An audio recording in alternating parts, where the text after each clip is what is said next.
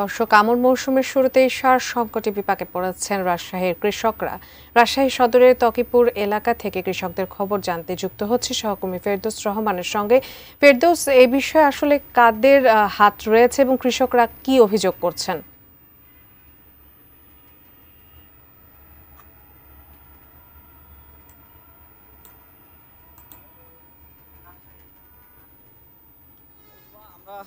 রাজশাহী বিশ্ববিদ্যালয়ের খবর নিশ্চয়ই আমাদের সহকর্মী জানাচ্ছিলেন। আমিও রাজশাহীতে রয়েছি, তবে আমরা উত্তরাঞ্চলে সার সংকট নিয়ে কৃষকদের সঙ্গে কথা বলার চেষ্টা করছি। এখন আমন মৌসুম চলছে, আপনি জানেন যে সেই আমন মৌসুমের শুরুতেই কৃষকরা সার নিয়ে সংকটে পড়েছেন এবং এই সারের সংকটের কারণে কৃষকরা সামনের যে রবি মৌসুম আসছে, যেখানে ব্যাপক পরিমাণে বড় চাষ হবে এবং সবজি চাষ হবে। বাংলাদেশের সারের চাহিদা যদি বলি, সর্বোচ্চ চাহিদাটা নভেম্বর থেকে মার্চ এই সময়টা থাকে। সো সামনে এখন যেহেতু সংকট দেখা যাচ্ছে, সামনে কী হবে এই নিয়ে কৃষকরা দিশেহারা রয়েছেন। আমি রয়েছি রাজশাহীর এয়ারপোর্ট এলাকায়। এখানে কৃষকরা, আপনারা নিশ্চয়ই দেখতে পাচ্ছেন আমার পেছনে যারা জমায়েত হয়েছেন, তারা শুধুমাত্র কৃষক নন, তারা কিন্তু বড় বড় চাষি, অর্থাৎ তারা আলু সবজি সহ বেশ চাষাবাদের সঙ্গে যুক্ত এবং বেশ বড় আকারে তারা চাষাবাদ করেন। এই কৃষকরা সবাই সার সংকটে দিশেহারা এবং তারা বলছেন যে তারা বিসিআইসি বা বিএডিসির ডিলারের কাছে যখন যান, তখন তাদের চাহিদা অনুযায়ী সারের যেটা চাহিদা থাকে তার অল্প অংশও পূরণ করা হয় না, যেটুকু পরিমাণ সার দেওয়া হয়। আবার অনেক সময় সেই সারটা তারা সময় মতো পান না। আবার আরেকটা ব্যাপার হচ্ছে, তারা যখন খুচরা বাজারে সার কিনতে যান, তখন অনেক বেশি টাকা গুনে সেই সারটি কিনতে হয়। বাধ্য হয়ে কৃষকরা অতিরিক্ত টাকা দিয়ে সেই সারটি কিনে তাদের আবাদকে টিকে রেখেছেন। আমরা কয়েকজন কৃষক আছে, তাদের সাথে একটু কথা বলি। ভাই, আপনার নামটা একটু শুনি। মোহাম্মদ এনামুল হক। আপনি তো আলু চাষ করেন বড় আকারে, আলু চাষ করি। এবারের অভিজ্ঞতাটা বলেন সার নিয়ে। এবারকার অভিজ্ঞতা, যদি সার না দেন, এক বস্তা আলু মাঠে জমিতে কোনো চাষ করা যাবে না। এখনই আপনারা আমাদেরকে ধানে এক বস্তা ডিআইপি সার, এক বস্তা টিএসপি সার দিচ্ছে না, কৃষি অফিসার লিখে দিচ্ছে এক বস্তার উপরে সার দেওয়া যাবে না। তাহলে আবারটা কী করে হবে? আমি আলু লাগাবো 200 বিঘা কি 150 বিঘা, তাহলে আমি সারটা কোথায় পাবো? বাংলাদেশ সরকারকেই সার রেডি করে দিতে হবে।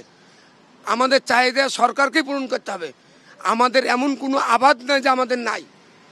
কি নেবেন? পালং নেবেন না কপি নেবেন, মূলা নেবেন, পটল নেবেন, সিম নেবেন, সব আবাদ আছে, কিন্তু আমাদের চাহিদা অনুযায়ী কোনো সার পাচ্ছে না। আপনাদের কাছে বিশেষ অনুরোধ, সরকারের ওপর অনুরোধ, আমাদের গোটা বাংলাদেশের লোকজনের কাছে অনুরোধ, আমরা সার চাই এবং কৃষি মন্ত্রণালয়ের কাছে অনুরোধ চাচ্ছি যে আমাদেরকে সার দেওয়া হোক। কৃষককে নভেম্বরের মধ্যে আমাদের সারের একান্ত প্রয়োজন, আমাদেরকে দিতে হবে, নাহলে কৃষি খাত ধ্বংস হয়ে যাবে, কৃষক বাঁচবে না, দেশ ধ্বংস হবে, বাংলাদেশ বাঁচানোর মতন পরিবেশ থাকবে না। আমরা আরেকজনের সঙ্গে একটু কথা বলি, পাশের জনের সঙ্গে একটু কথা বলি। আপনি একটু আপনার নামটা বলবেন। আপনি বলছিলেন যে একটু আগে যে আপনারা হয়রান হয়েছেন অনেক সার নিয়ে। আসসালামু আলাইকুম। আমরা বর্তমানে আমাদের যে ফসল আছে, ধান আছে, ধান খেতে ধান আছে, ধানের সার দিতে সার ব্যবহার করতে সার পাচ্ছি না আমরা। সামনে আলু মৌসুম আসছে, আমি একটা আলু চাষি। আমার গত বছরে 53 বিঘা জমি ছিল, এবারও কিছু জমি নিয়েছি আলু করব। এবার তো আলুতে টাকা একবারে শেষ হয়ে গেছে আমাদের। তারপর যদি আমরা সামনের বছর দাঁড়ানোর চেষ্টা করবো, হয়তো আলু করব, সে আলু করতে যদি সার না পাই, তাহলে আমরা দাঁড়াবো কীভাবে? ওই জন্য আমাদের সারের ব্যবস্থা সরকারকে করে দিতে হবে। যেভাবেই হোক সার যেন প্রত্যেকে সার পায়, সেই ব্যবস্থা সরকারকে করে দিতে হবে। যখন ডিলারের কাছে যাচ্ছেন অথবা গেলে ডিলারে এক বস্তার বেশি সার দিচ্ছে না।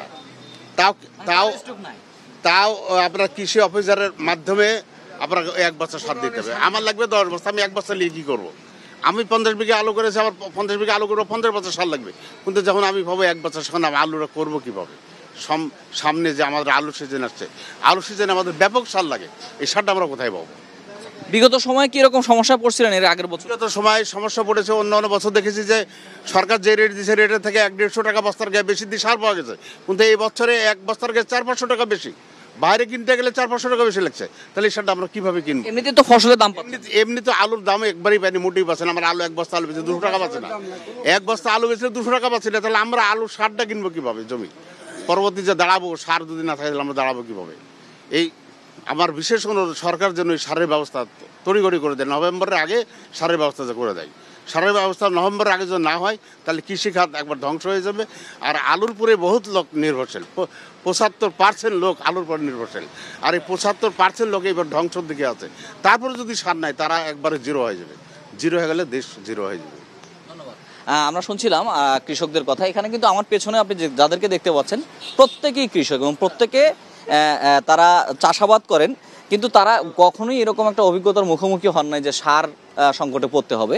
কিন্তু এইবার যেহেতু আমন মৌসুমের শুরুতেই তারা সারের সংকটে পড়েছেন, সে কারণে কৃষকরা বলছেন যদি সার তাদেরকে সময় মতো পর্যাপ্ত পরিমাণে না দেওয়া যায় তাহলে কৃষিখাত বিপদের মুখে পড়বে, যেটা বাংলাদেশের সার্বিক উৎপাদনের উপর প্রভাব ফেলবে। আর সার্বিক উৎপাদনের উপর প্রভাব ফেললে সেটি আসলে বাংলাদেশের অর্থনীতিকে একটা বিপদের মুখে ফেলবে, যেটি কৃষকরা বলছেন। এবং তাদের দাবি হচ্ছে যে আসছে নভেম্বর, এই নভেম্বরের আগেই যাতে পর্যাপ্ত পরিমাণে সারের আমদানি করা হয়, যাতে করে এই কৃষকরা সময় মতো তাদের সঠিক পরিমাণে যে সারটি সেটি পান। তা না হলে তারা এমনিতেই নানাভাবে তারা দিশেহারা, পণ্য মূল্য নেই, জমির দাম বাড়ছে, কৃষি শ্রমিকের দাম বাড়ছে। সেখানে যদি সার নিয়ে যদি নতুন করে তাদেরকে বিপদে ফেলা হয় তাহলে কৃষকরা আর দাঁড়ানোর জায়গা থাকবে না এবং তখন তারা বাধ্য হবেন যে কোনো ধরনের পদক্ষেপ নিতে। তো এই হলো আমার কাছে রাজশাহী থেকে সার্বিক পরিস্থিতি। আমরা উত্তরবঙ্গে ঘুরছি, উত্তরবঙ্গের আরও এরকম অনেক চিত্র আছে, সেগুলো নিশ্চয়ই আপনার মাধ্যমে আমরা তুলে ধরার চেষ্টা করব। উজমা।